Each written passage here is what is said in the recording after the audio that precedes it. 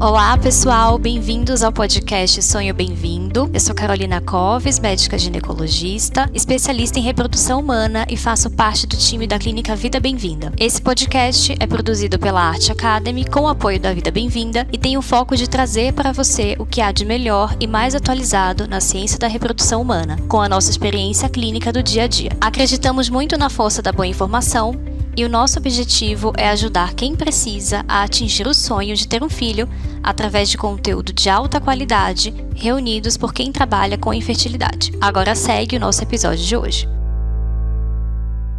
Quem está aqui comigo é a doutora Fernanda Imperial. Ela é formada pela Faculdade de Medicina da ABC, fez residência médica em ginecologia e obstetrícia no Hospital das Clínicas da Faculdade de Medicina da USP, especialização em reprodução humana no Hospital das Clínicas da Faculdade de Medicina da USP, fez MBA de Gestão de Saúde pela Fundação Getúlio Vargas, fez curso de ultrassonografia em ginecologia e obstetrícia pela Cetros, possui título de especialista em ginecologia e obstetrícia e certificado de atuação em reprodução assistida pela Federação Brasileira de Ginecologia e Obstetrícia. Atualmente, faz parte da equipe da Clínica Vida Bem-vinda. Oi, Fernanda, seja bem-vinda ao nosso podcast. Oi, Carol, tudo bem? Obrigada pelo convite. Então, hoje, o nosso episódio é especial sobre o Abril Roxo. O Abril Roxo é uma campanha que a gente faz no mês de abril com o objetivo de conscientizar as pessoas, não só as mulheres, mas também os profissionais de saúde que atendem essas mulheres, sobre a existência e importância da adenomiose, que é uma doença ginecológica que afeta muito o dia a dia das mulheres que têm a doença e que também pode afetar a saúde reprodutiva feminina. Então é super importante a gente conversar sobre isso para que as mulheres elas tenham consciência, elas possam buscar ajuda, fazer um diagnóstico e fazer um tratamento. Então a primeira pergunta que eu queria te fazer, Fernanda, para quem está ouvindo o nosso podcast entender é: o que é a adenomiose? Como ela surge? Bom, a adenomiose, até antigamente ela era conhecida como uma endometriose interna, uma endometriose do útero, mas hoje a gente sabe que são doenças diferentes. Então a adenomiose é quando a gente tem a presença de glândulas endometriais na camada muscular do útero, então do miométrio. O útero tem algumas camadas, a camada interna é o endométrio, é a camada muscular, a gente chama de miométrio. Então é quando esse endométrio, que é a camada mais interna do útero, invade o miométrio. Aí a gente caracteriza a adenomiose. Agora, sabe que é uma coisa interessante, Carol, que os estudos mostram pra gente que a incidência varia muito, Então, de 5% até 70%, dependendo da população. Mas, no geral, quando a gente pensa em pacientes, principalmente com infertilidade, essa incidência pode chegar aí em torno de 20% a 30% das pacientes com infertilidade. Então, é bem prevalente quando a gente pensa nas pacientes que têm dificuldade de engravidar.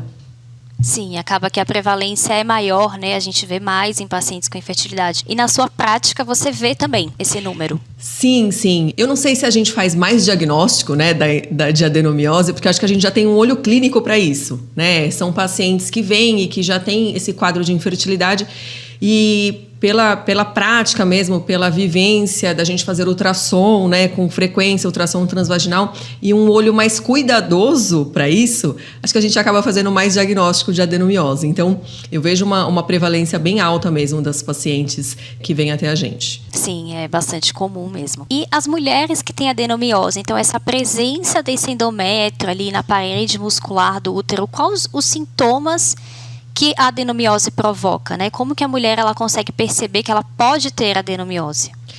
Um dos principais sintomas, quando a gente pensa em adenomiose, é a cólica menstrual, Que a gente pode ter uma cólica menstrual intensa, assim como na endometriose. Então, são doenças que podem se confundir um pouco. Mas, diferente da endometriose, ela pode ter um aumento do fluxo menstrual, inclusive com coágulos, E também um aumento do volume uterino. Isso é bem presente na adenomiose. Então, isso acaba sendo um pouco diferente quando a gente pensa em adenomiose e endometriose, Porque a adenomiose a gente vai ter principalmente esse aumento do volume uterino com também esse aumento do fluxo menstrual. Isso é mais prevalente na adenomiose. Agora, a cólica menstrual é um sintoma comum para as duas doenças, adenomiose e endometriose. Exatamente. Então, como você falou, vários sintomas aí da adenomiose podem se confundir com diversas outras doenças ginecológicas, né? Então, a cólica é muito confundida com a endometriose, o aumento do volume do útero também pode ser confundido com outras doenças ginecológicas.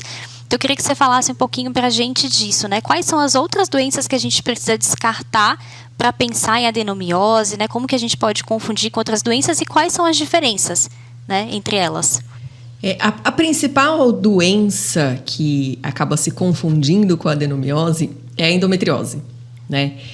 Justamente pelos sintomas que podem ser semelhantes, mas são doenças diferentes quando a gente pensa na causa, né, como que ela surgiu e também no tratamento. Então, são doenças diferentes e que impactam na fertilidade também de formas diferentes, que é importante a gente fazer esse diagnóstico diferencial. Agora, uma coisa curiosa é que até 30% das pacientes que têm endometriose também pode ter adenomiose, né? Então, acaba que a gente pode ter as duas doenças juntas. Assim como a gente pode também ter uma adenomiose e também ter mioma, né? Que é uma outra doença que também pode se confundir com a adenomiose quando essa adenomiose acaba sendo focal, que às vezes a gente até chama de adenomioma, né? São doenças que podem se confundir. Então, o mioma, que é uma patologia benigna também, mas é uma proliferação de células musculares, e a adenomiose, que aí ela forma também esses nódulos, mas que é uma proliferação de células endometriais, né? Então, são doenças diferentes, mas que também pode se confundir. O mioma também tem essa característica, né, de aumentar o volume uterino por conta dos nódulos. Então, acho que as principais doenças, quando a gente pensa o que pode confundir, né, com a adenomiose, são essas, a endometriose e mioma, né? Agora, de sintomas, a endometriose é bem parecida com a adenomiose, principalmente na cólica menstrual. E quando a gente pensa no mioma, é mais pelo aumento do volume uterino e aumento do fluxo menstrual. Do fluxo também, né? E aí, com os exames que a gente faz para diagnóstico, a ressonância, o ultrassom, a gente consegue diferenciar essas duas doenças. E é comum a gente encontrar a adenomiose associada a mioma ou a adenomiose associada a endometriose, porque até os fatores de risco para adenomiose são comuns a essas doenças, né? Por exemplo, a idade da mulher é um fator de risco para mioma e também para adenomiose. Então, eu queria que você falasse um pouquinho para a gente de fatores de risco, né?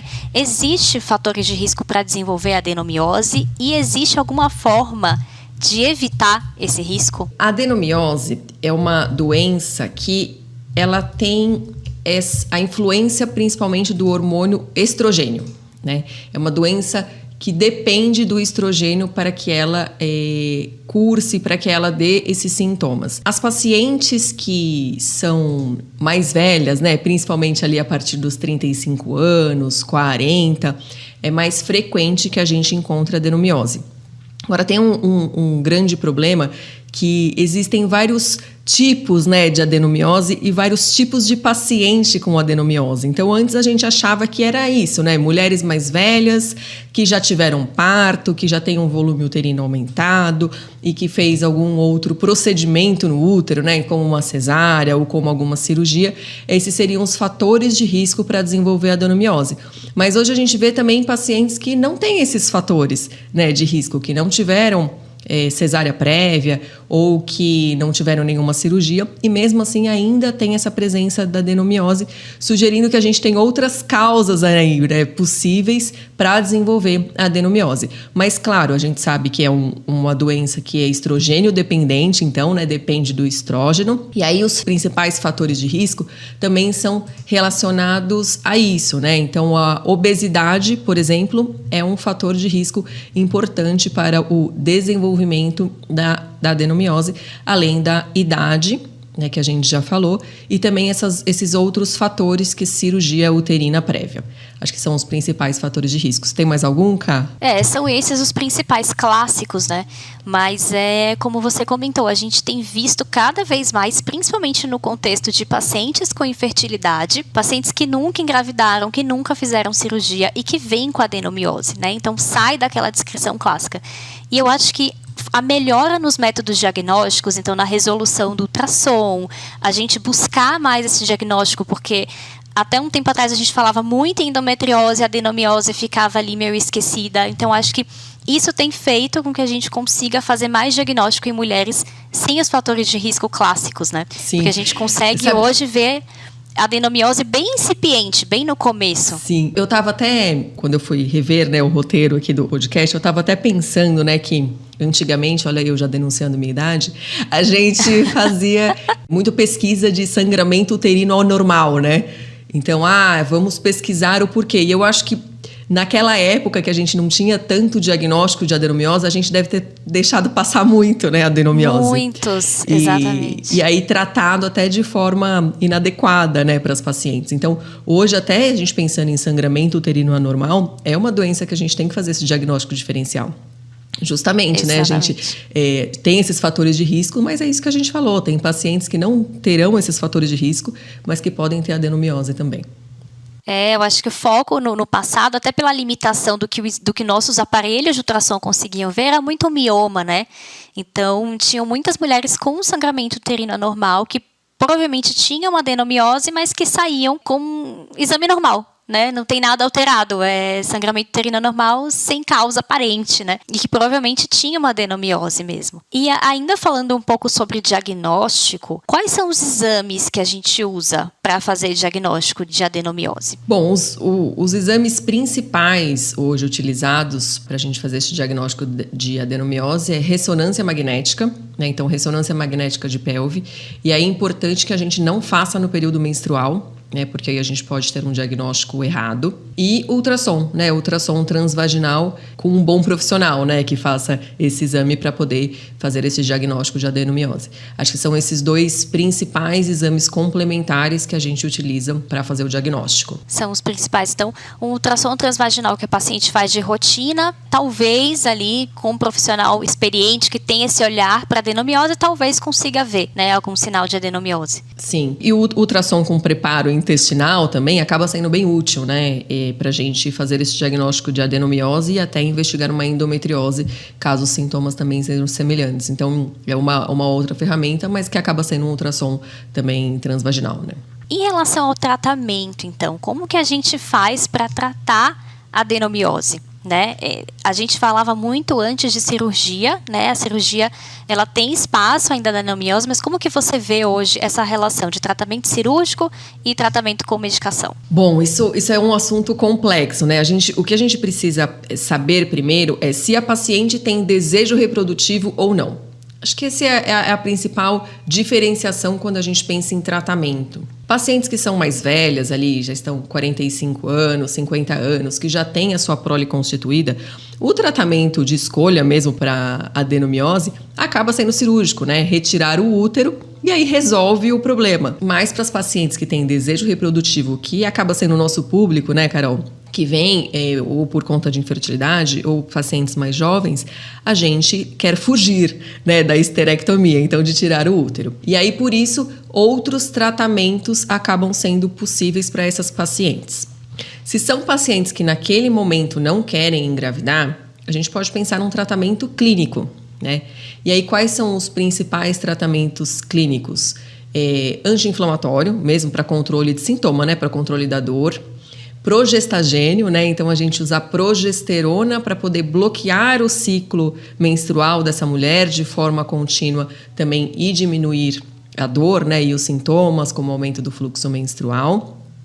Ou ainda os outros tratamentos possíveis para a gente bloquear a menstruação, bloquear a menstruação na sua forma ali no eixo hipotálamo-hipófise que a gente utiliza análogo de GnRH, mas isso não a longo prazo porque acaba dando muito efeito colateral, assim como essas outras medicações, inibidor de aromatase ou o próprio danazol, né, que a gente pode utilizar também para diminuir esses sintomas, mas isso não a longo prazo. Um outro tratamento que eu gosto muito para essas pacientes que não querem engravidar nesse momento é o DIU hormonal. Acho que é um DIU ótimo com levonorgestrel.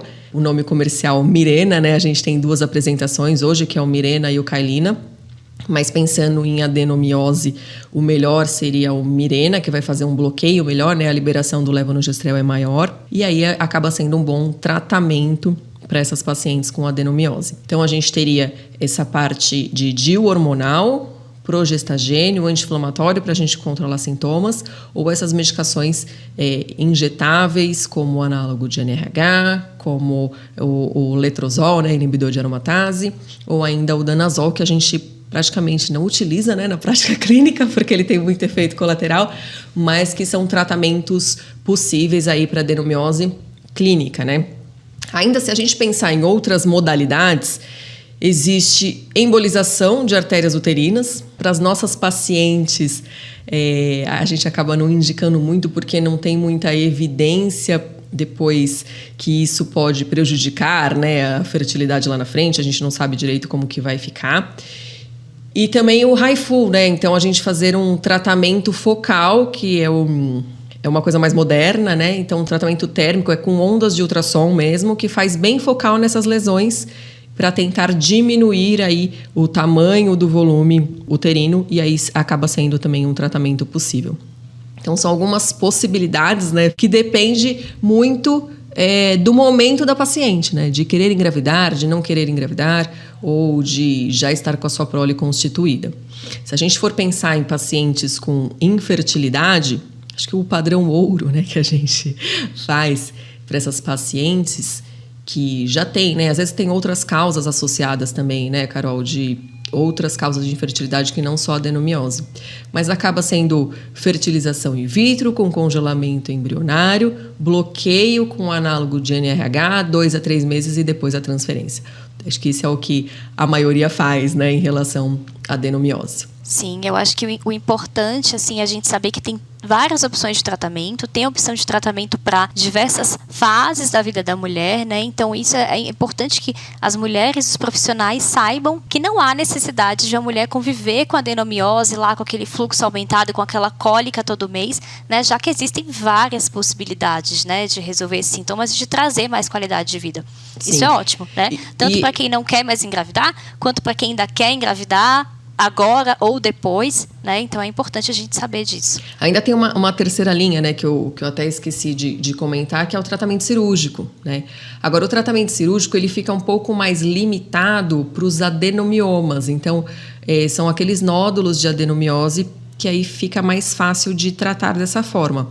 Até tem algumas frentes de tratamento cirúrgico para adenomiose difusa, que são estudos de uma pessoa bem específica, ele Osaka, se eu não estou me enganada do nome, e que ele fazia algumas técnicas assim bem diferentes, né, para esses tratamentos de adenomiose, mas era com laparotomia, então cirurgia aberta, retirava para adenomiose difusa mesmo, então aquela adenomiose com aquele útero bem grande, retirava esses focos de uma técnica cirúrgica específica para tentar melhorar aí. Mas acho que isso, para as nossas pacientes, acaba sendo um tratamento que não é muito indicado, né? A gente tem outras várias linhas aí possíveis, mas para as adenomiose focal, né, desses adenomiomas, aí sim a gente poderia até pensar em cirurgia.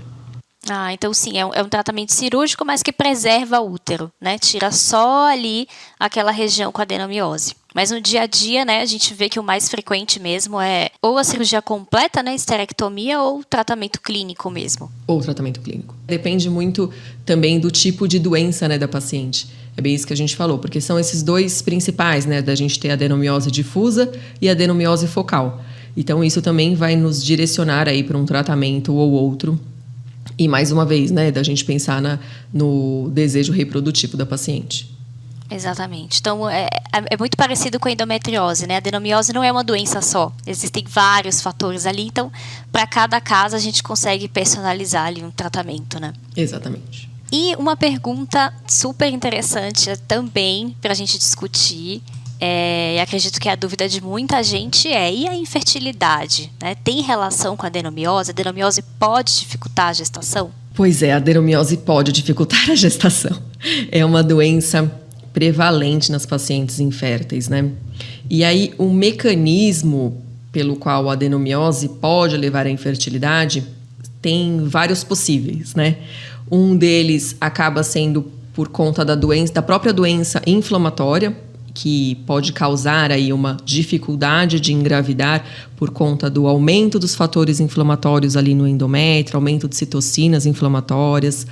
Pode modificar também por aumento da contratilidade uterina, pode modificar a implantação, pode modificar esse transporte do óvulo, transporte do espermatozoide, transporte do embrião por aumento da contratilidade uterina. E diferente, né? Acho que a endometriose é um pouco diferente da adenomiose nisso, porque a adenomiose ela acaba influenciando mais na implantação embrionária e também aumenta a chance de abortamento. Então acaba sendo uma doença muito mais local ali, né? Uma doença mais uterina mesmo. Diferente da endometriose, que ela pode ter uma dificuldade maior aí no encontro, né? Ela tem uma alteração da anatomia pélvica. Então, por isso que acabam sendo doenças bem diferentes em relação a isso, né? Até quando a gente pensa em fertilização in vitro, para essas pacientes com endometriose e adenomiose, a adenomiose vai ter um impacto muito maior na implantação embrionária. Então, a gente tem uma diminuição da implantação embrionária, diminuição na taxa de nascido vivo e um aumento na taxa de abortamento, né? Mostrando que é uma doença muito mais local, que pode alterar ali a receptividade do endométrio. Já a endometriose, ela vai ter outras causas, né, de infertilidade, mas não vai alterar tanto na implantação. A adenomiose, por exemplo, ela não vai ter diferença em relação ao número de óvulos captados, ou a qualidade disso, né? Mostrando realmente que é uma doença uterina e que aí não vai alterar os gametas, né? Então isso acaba também sendo importante quando a gente pensa na indicação do tratamento, no tipo de tratamento para essas pacientes e na forma da gente transferir esse embrião e preparar o endométrio. Então, sim, está relacionado com a infertilidade, é uma doença altamente prevalente nas pacientes com infertilidade, que a gente já tem um tratamento já pré-estabelecido para essas pacientes e que aumenta bastante a chance de gravidez, de implantação, diminui a chance de abortamento, aumenta a chance de nascido vivo. Eu queria que a gente viesse para esse ponto mesmo, né? Então, sabendo que a adenomiose pode dificultar a implantação, né? Uma paciente que está tentando engravidar já há mais de um ano, que é candidata a fazer um tratamento de fertilização in vitro, existe algum cuidado adicional?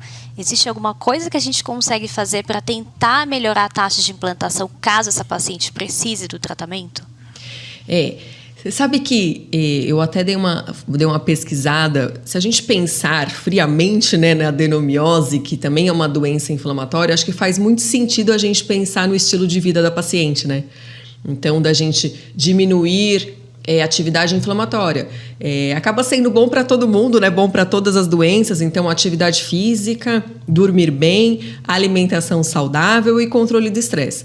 Isso acaba sendo bom, né, para as pacientes também com adenomiose, pensando em diminuir a inflamação. Então, a primeira coisa é essa modificação de estilo de vida, né, que a gente acaba deixando um pouco em segundo plano, mas que é super importante. Então, modificação do estilo de vida, ótimo. Tem até algumas vitaminas e antioxidantes também que eu acabo prescrevendo para as pacientes com adenomiose que acabam se encontrando ali com as pacientes de endometriose, né? Então, da gente pensar nesses antioxidantes, como a cúrcuma, né, como a coenzima Q10, ômega 3, melatonina, tudo isso também vem ajudar nessas pacientes. Mas o tratamento de escolha, essas pacientes com adenomiose vêm pra gente já com um tempo maior, né, de infertilidade também. E foi que a gente falou, que é difícil a gente ter só uma causa de infertilidade, né? Às vezes a adenomiose está relacionada com outras causas também. Então, o tratamento que a gente acaba preconizando acaba sendo a fertilização in vitro. E aí, sempre pensando no congelamento embrionário. Porque na fertilização in vitro, o protocolo de estimulação que a gente utiliza não é diferente, né, na adenomiose, pensando essas pacientes, mas que acaba aumentando muito o estrogênio das pacientes. E como essa doença é estrogênio dependente, ali a gente vai estar ativando a doença. Então, a gente vai precisar ali, depois da captação e da formação desses embriões, fazer um bloqueio da doença, né? Fazer um bloqueio com análogo de NRH, então fazer uma menopausa química mesmo. E aí poder diminuir esses focos de adenomiose, né? Diminuir o volume uterino, esses focos e essa atividade inflamatória. Então, fertilização, congelamento e aí depois a transferência embrionária. Agora, o que os estudos mostram pra gente, né? Quanto tempo aí de bloqueio, né? Porque também o tempo acaba sendo importante, né, Carol? A gente não dá pra gente pensar num bloqueio de 6 meses, mesmo porque acaba tendo muito efeito colateral, né, a medicação. Eu vejo isso principalmente a partir da segunda dose, mais do que da primeira. Então, o efeito colateral principal acaba sendo essas ondas de calor, né? Mas ainda na segunda dose acaba sendo tolerável, né? A gente vai bem. Agora, depois da terceira dose, a gente tem muito mais efeito colateral mesmo. Então, o bloqueio preconizado é entre 2 e 3 meses, né? A gente faz o bloqueio e aí sim vai preparar o endométrio para transferir o embrião. Então, vocês vejam que desde a gente começar a estimulação até a gente conseguir transferir um embrião, dá mais ou menos 3 meses, né? O que é um tempo considerável para quem está tentando engravidar tanto tempo. Mas que faz muita diferença na taxa de sucesso do tratamento.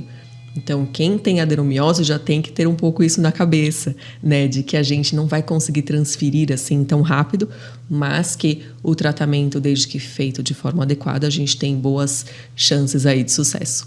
Então, entender que o tratamento então, é feito em 2 etapas e essas etapas têm esse intervalo aí de 2 a 3 meses, né? Então, primeiro a gente vai captar os óvulos, fazer a FIV, depois a gente vai fazer esse bloqueio, pelo menos 2, 3 meses, é o que a gente mais faz. E aí depois vem a transferência do embrião, mas que vale a pena, né? São 2 a 3 meses que valem a pena o tempo esperado, né?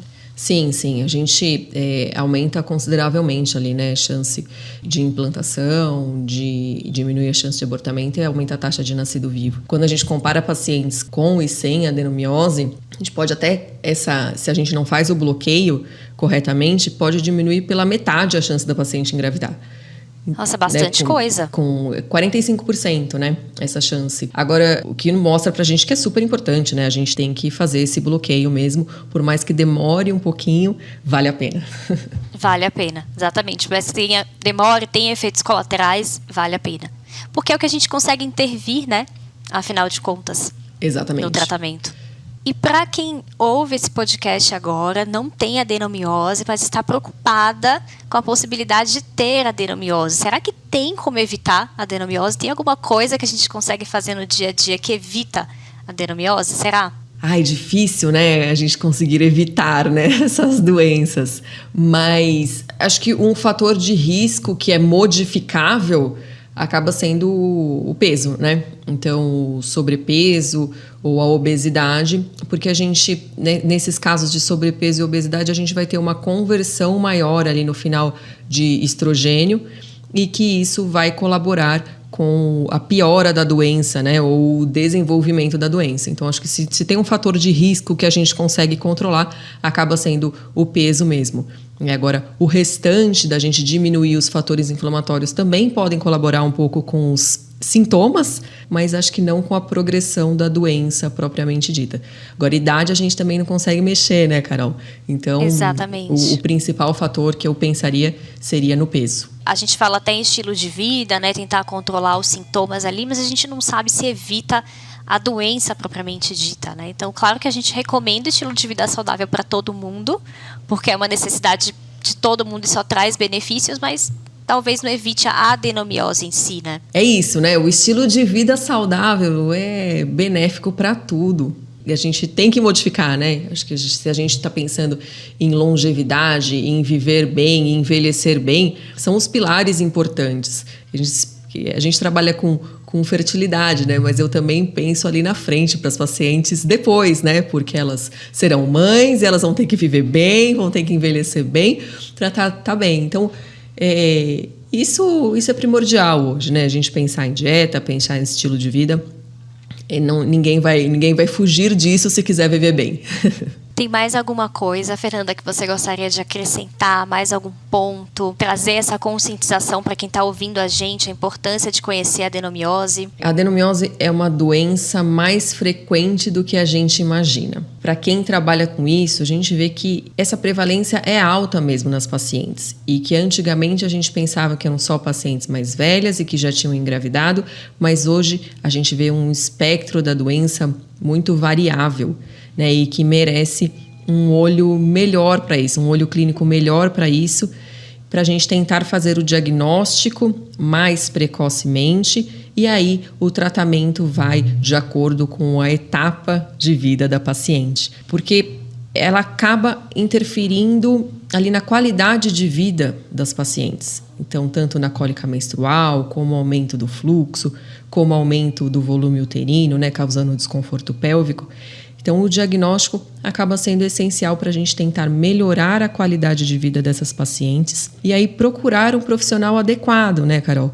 Sempre falo isso, para a gente tentar fazer esse diagnóstico de forma mais precisa e aí melhorar esse tratamento. E é ótimo a gente ter essa oportunidade de falar sobre isso, né? Porque eu até vejo, não sei como que você vê isso no consultório, mas eu até vejo quando eu vou falar com as pacientes, até sobre endometriose, elas até já conhecem, já ouviram falar, eu conheço alguém que tem, mas quando eu falo sobre adenomiose, a maioria delas nunca ouviu falar. Né? E elas tinham esses sintomas há muito tempo, né? Pacientes até sintomáticas e que nunca ouviram falar sobre adenomiose, nunca ouviram falar que isso tem tratamento, isso pode ser tratado, a qualidade de vida dela pode melhorar. Então, realmente é ótimo a gente ter essa oportunidade de falar sobre isso aqui. Né, de trazer essa conscientização. É isso, a palavra é conscientização, né? É saber que existe, é saber os principais sintomas e que, sabendo disso, ela vai precisar procurar um médico aí adequado para fazer esse diagnóstico. Exatamente, saber que tem diagnóstico e tem tratamento, né? A qualidade de vida pode melhorar muito, a fertilidade também pode melhorar, então vale a pena procurar esse tratamento. Então, eu gostaria de agradecer a sua presença no podcast Sonho Bem-vindo. Foi muito bom trazer assuntos, né, tão importantes para quem está na jornada de reprodução assistida e aos colegas da área também que nos acompanham. Obrigado, Carol. Foi um prazer estar aqui. E o importante é levar conhecimento aí, um conhecimento de qualidade para o maior número de pessoas possíveis. Com certeza. Obrigada. Obrigada, Carol. Beijo.